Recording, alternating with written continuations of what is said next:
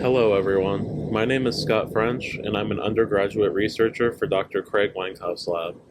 I'm currently going into my senior year studying neuroscience and cognitive science. Dr. Weinkauf's lab focuses on how vascular risk factors contribute to Alzheimer's disease and dementia.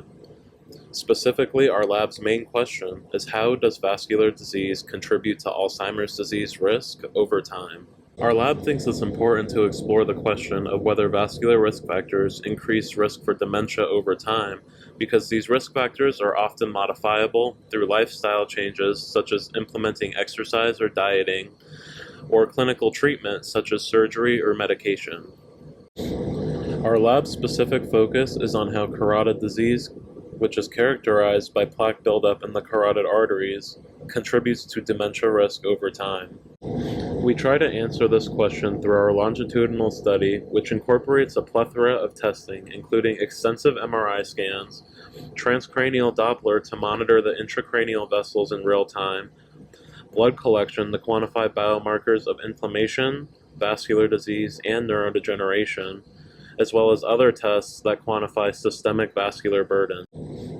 As you can see, our study collects an abundance of information from these participants to quantify their cognitive, vascular disease, and neurodegenerative status.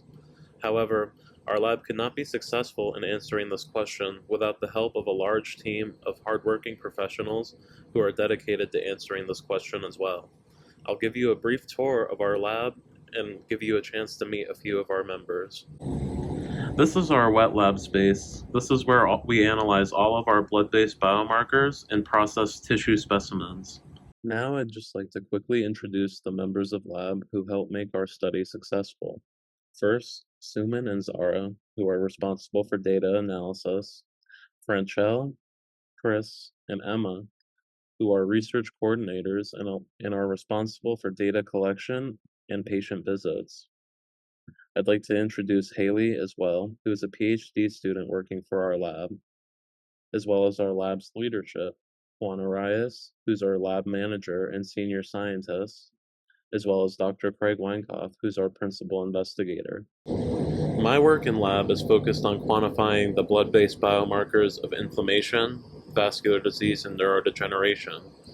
I do this through multiple methods, including using commercially available sandwich ELISA kits, as well as using Luminex assays, which are bead-based and allow you to analyze multiple proteins at once. So far, I've found a few biomarkers that seem to change with asymptomatic carotid disease severity.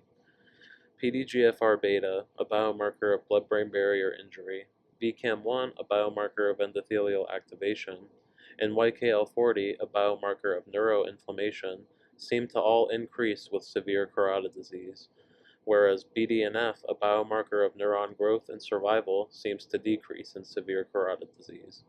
We found no changes with CRP, a biomarker of systemic inflammation.